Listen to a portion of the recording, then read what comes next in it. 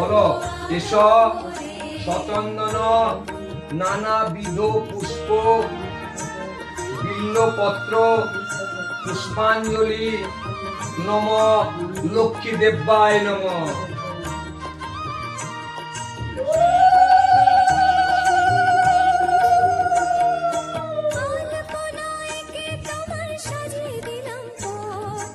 সচন্দন নানাবিধ পুষ্প বিল্লপত্র পুষ্পাঞ্জলি নম লক্ষ্মী দেব্যায় নম।